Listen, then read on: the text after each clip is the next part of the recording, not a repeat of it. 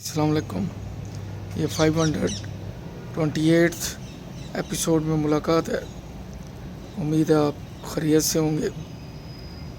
میرا channel subscribe کریں، like کریں اور دعاؤں میں یاد رکھیں. کل کے ایپیسوڈ 526 527 میں میری اپنی لکھی ہوئی نعتیں میں نے اپنی آواز میں ادا کی. ضرور دیکھیے، بلکہ میرے جتنے ایپیسوڈ بھی ہیں انہیں وزٹ کریں، انہیں سنیں، دیکھیں. انشاءاللہ آپ کو لطف آئے گا. لائف میں جو میں نے کالج کے بعد پریکٹیکل لائف شروع کی، اس لائف میں کیسے کیسے میں نے اچیومنٹ کی، کہاں کہاں میں گیا، اور آج اگر آپ سے مخاطب ہوں تو کتنے مرحلے گزرنے کے بعد پھر آپ کو پتہ چلے گا کہ سٹرگل کسے کہتے ہیں، ماں باپ کی دعائیں کسے کہتے ہیں، اللہ تعالیٰ کا کرم کسے کہتے ہیں. اس ایپیسوڈ میں موجودہ جو صورتحال ہے ملکی، اسی پہ بات کرنا پسند کروں گا، کیونکہ بڑی مشکل سے کوئی چہرہ مسکراتا ہوا ملتا ہے. جس کے چہرے پہ دیکھو ٹینشن ہے، جو 40 سال کا ہے وہ بھی 60 سال کا لگتا ہے. رونق نہیں ہے، صرف چہروں پہ رونق نہیں ہے. ہر درخت، ہر پودا، ہر گلی میں لگا کھمبا، لٹکتی تاریں، ایسے جیسے وہ رو رہا ہے. ٹریفک کی حالت دیکھ لیں، صفائی کا نظام دیکھ لیں، پینے والا پانی دیکھ لیں، گورنمنٹ کے اسکول دیکھ لیں، خاص کر جو گورنمنٹ کے ادارے، پولیس کی ویگنز، ان کی گاڑیاں دیکھ لیں. اس کے مقابلے میں پرائیویٹ لوگوں کی گاڑیاں دیکھ لیں. گورنمنٹ کے ہاسپٹل دیکھ لیں، پرائیویٹ ہاسپٹل دیکھ لیں. گورنمنٹ کے اسکول، پرائیویٹ اسکول، ہر جگہ پہ. ریلوے اسٹیشن کی حالت دیکھیں، بھوت بنگلے لگتے ہیں. اس کے مقابلے میں بلال ٹرانسپورٹ، دائیو والوں کے اڈے دیکھیں. یہی حال پی آئی اے کا ہے. اس کے مقابلے میں پرائیویٹ ایئر لائنز کو دیکھیں. ہر جگہ پسپائی ہے. ایک طرف جو سابقہ سیاستدان ہیں ان کی کرپشن کا رونا ہے، تو دوسری طرف انہی کے اس موجودہ گورنمنٹ کے دور میں چینی کی قیمت ڈبل ہے، آٹے کی قیمت ڈبل ہے. وہ ان کو پکڑ رہے ہیں جو بھاگ رہے ہیں یا چلے گئے ہیں، لیکن جو مٹھی میں ہیں اس وقت ان سے کوئی پوچھ گچھ نہیں ہے. جو پرندے جھاڑیوں میں ہیں یا آسمان پہ اڑ رہے ہیں ان کو پکڑنے کی کوشش ہو رہی ہے، صرف عوام کو لالی پاپ دینے کے لیے. اور گلگت بلتستان میں تینوں جماعتیں جلسے کر رہی ہیں، ہر کوئی دوسرے کو چور کہہ رہا ہے. مجھے نہیں سمجھ آتی کہ گلگت بلتستان کے لوگ ہم پاکستانیوں کو کیا سمجھتے ہوں گے. پاکستانیوں سے مراد پنجاب، سندھ، کے پی کے، بلوچستان، کہ یہ کس طرح کے لوگ ہیں. ان کا کیا امیج بنتا ہوگا کہ جن کے ساتھ ہم علاج کر رہے ہیں، جن کے ساتھ ہمارا واسطہ پڑنا ہے، وہ کیسے لوگ ہیں. اگر میں اسی ترازو میں، اسی نظر سے مقبوضہ کشمیر کو لوگوں کو دیکھوں تو وہ بھارتی جارحیت، ظلم، جبر کے تحت زندگی گزار رہے ہیں. وہ جبر اور قسم کا ہے، اللہ تعالیٰ انہیں آزادی نصیب کرے. لیکن یہاں آزاد ملک میں جو شہری جبر سہ رہے ہیں، کوئٹے میں رکن اسمبلی کی گاڑی کے نیچے ٹریفک والا آ کے مر جاتا ہے اور مارنے والا بری ہو جاتا ہے۔ اور بہت سے حادثات ہیں، آئے دن کراچی، لاہور میں مختلف بلڈنگز میں آگ لگی ہوتی ہے۔ یہ صرف پاکستان میں کیوں لگتی ہے؟ ہمارے ساتھ بنگلہ دیش ہے، انڈیا ہے، سری لنکا ہے، وہاں پہ اس طرح کی آگ کیوں نہیں لگتی؟ پھر ریلوے کے حادثے میں 100 مر جاتے ہیں، ٹرالی بس کا حادثہ ہوتا ہے، 20 مر جاتے ہیں، چنگچی نہر میں گرتا ہے، 20 ڈوب جاتے ہیں۔ یہ صرف پاکستان میں کیوں ہوتا ہے؟ 3 مرلے کا مکان پینٹ کرانا ہے تو وہ بما مزدوری، بما مٹیریل 1.5 لاکھ ہے۔ اگر آپ نے بیوٹی پارلر سے دلہن کو سجانا ہے تو وہ شاید 2 لاکھ روپیہ ہے۔ عجیب ہے، کچھ بات سمجھ میں نہیں آتی۔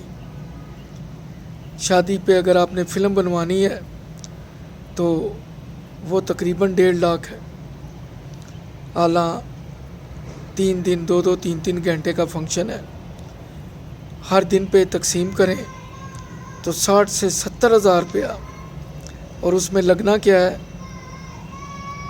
کچھ بھی نہیں۔ اسی طرح اگر آپ گھر میں پلمبر کو بلا لیں تو اس سے 2 جگہ کوئی ٹوٹی وغیرہ یا پائپ چینج کروا لیں تو مزدوری 2000 ہے۔ وہی اس کے 2000 کے اوزار ہیں جو پچھلے 10 سال سے چل رہے ہیں۔ پورا دن ایک مزدور اینٹیں اٹھا کے چھت پہ لے کے جاتا ہے، اس کی دیہاڑی 800 ہے، اور یہ آدھا گھنٹہ لگاتا ہے اور کہتا ہے جی مجھے 2000 چاہیے۔ اگر واشنگ مشین خراب ہے تو پہلی آواز یہی آئے گی کہ موٹر جل گئی ہے۔ اگر فریج اے سی خراب ہے تو پہلی آواز یہی آئے گی کہ گیس نہیں ہے۔ ہم کیا کر رہے ہیں؟ ہم کدھر جا رہے ہیں؟ جانے کی بات لے لیں تو بیٹھے تو آپ راولپنڈی کی ٹکٹ خرید کے ہیں، لیکن کوئی پتہ نہیں آپ کو وزیر آباد اتار دیا جائے، اور کوئی پتہ نہیں کہ یہ بس کہاں پہ لٹ جائے، کب اس کا ٹائی راڈ کھل جائے۔ انسرٹینٹی ہے۔ میں بہت حیران ہوتا ہوں جب میں لوگوں کو مسکراتے ہوئے دیکھتا ہوں۔ جس طرح کی صورتحال چل رہی ہے، میرا خیال ہے 60 سے 70% جو پاپولیشن ہے، مجھے ڈر ہے کہ وہ شوگر کے پیشنٹ ہو جائیں گے، ڈائبٹیز ہو جائیں گے، اور تفکرات کی وجہ سے 90% ہماری پاپولیشن کے جن پہ ڈپینڈ کرتے ہیں، جو ارننگ ممبر ہیں، میرا لے وہ گنجے ہو جائیں گے۔ 40 سال کا ایسے لگتا ہے کہ جیسے اس کی عمر 65 سال ہو، چہرے پہ جھریاں، تفکرات، کیونکہ صبح جب وہ گھر سے نکلتا ہے تو واپسی اسی جیب میں اگر 1000 نہیں ہے تو وہ سروائیو نہیں کر سکتا، کیونکہ جو اس نے سوچ رکھا ہے نہ اس کے مطابق اس کو گیس کا بل آنا ہے نہ بجلی کا بل آنا ہے۔ ہر وہ سبزی جو 80 60 70 تھی، اس کے ساتھ لیفٹ سائڈ پہ 100 کا انسا لگ گیا، اب وہ 160 170 ہو گئی ہے۔ اگر 110 تھی تو 1 کی جگہ 2 آ گیا۔ یہی مرغی 1 ماہ پہلے 120 130 تھی، اب تقریباً 300 اور 300 سے اوپر ہے۔ کچھ سمجھ نہیں آتی۔ اسی طرح جو دالیں ہیں اور باقی جو بیوریجز کی کمپنی ہے، بچوں کے دودھ والے ہیں، سپریز ہیں، پرفیومز ہیں، جو بھی روزمرہ کی اشیاء ہیں، کسی کی پرائس سٹیبل نہیں ہے، ہر 3 ماہ بعد پرائس بڑھ جاتی ہے۔ میں اس شعبے میں تقریباً سپر سٹور 18 سال گزارے، میں نے نہیں دیکھا کہ قیمتیں پچھلے 10 سال میں کبھی سٹیبل ہوئی ہوں۔ 2008 سے پہلے کسی چیز کی قیمت کم سے کم 6 7 8 ماہ وہی رہتی تھی، لیکن آج ویسا نہیں ہے۔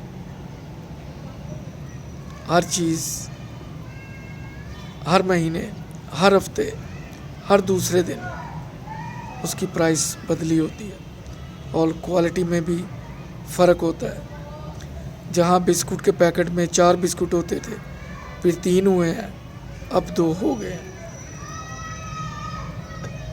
یہ حالت ہو گئی ہے۔ پچھلے دنوں دودھ کی اسٹرائک تھی سیالکوٹ میں، 4 دن اسٹرائک رہی، تو میں نے دکاندار سے پوچھا کہ یہ 4 دن کا جو بھینسوں نے دودھ دیا وہ کدھر گیا ہے؟ مجھے یہ سمجھاؤ کہ 4 دن جو دودھ دکانوں پہ نہیں آیا، بھینسوں نے ہڑتال تو نہیں کی، وہ دودھ کس طرف گیا ہے؟ اس کے پاس کوئی معقول جواب نہیں تھا، کیونکہ دودھ زیادہ فیکٹریوں میں بنتا ہے، بھینسوں سے کم ملتا ہے۔ یہ صورتحال ہے۔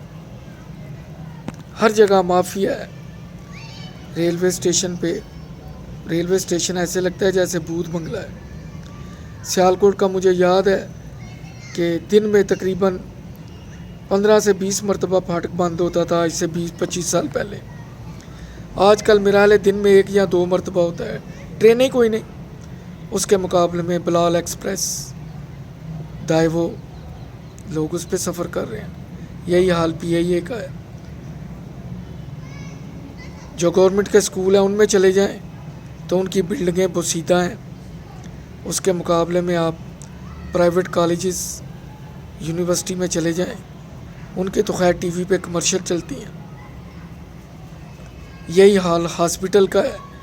گورنمنٹ کے ہاسپٹل میں چلے جائیں تو جو ڈاکٹر صاحب ہوتے ہیں، جو عملہ ہوتا ہے، ان کا بیہیویئر بڑا عجیب ہوتا ہے۔ اگر آپ پرائیویٹ میں چلے جائیں تو آپ کو ایسے ویلکم کریں گے جیسے آپ برٹش ایئر ویز کے پلین میں بیٹھ کے یو کے جا رہے ہیں، کیونکہ انہیں پتہ ہے کہ یہ شکار آ گیا ہے اور اس سے ہم نے کمائی کرنی ہے۔ ہر ڈیلیوری کیس کو سیزیرین بنا دیا جاتا ہے صرف رقم بٹورنے کے لیے۔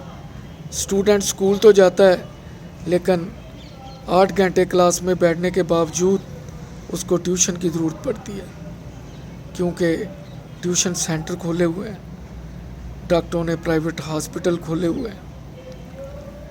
عجیب ہے، عجیب و غریب ہے۔ اتنی ٹینشن میں، ان حالات میں، اس لیے تو ہم کہتے ہیں کہ کرونا ہمیں کیا کہے گا، کیونکہ ہم اتنے سخت جان ہیں، اتنی سخت لائف گزار رہے ہیں کہ ہمارے شاک ابزرور بہت مضبوط ہیں۔ کرونا ہم پہ وہ اثر نہیں کر سکتا جو دوسری نیشنلٹیز پہ کرتا ہے۔ ہمارا امیون سسٹم، ہمارے جسم کا ڈیفنس سسٹم بہت مضبوط ہے۔ یہ حقیقتیں ہیں۔ شاید اس کے علاوہ بھی بہت کچھ ہے جو میرے ذہن میں نہیں ہے۔ میں نے اپنی دانست کے مطابق حالات پہ روشنی ڈالی ہے۔ میرا چینل سبسکرائب کریں، لائک کریں، دعاؤں میں یاد رکھیں۔ انشاءاللہ اگلے ایپیسوڈ میں پھر ملاقات ہوگی۔ اللہ حافظ۔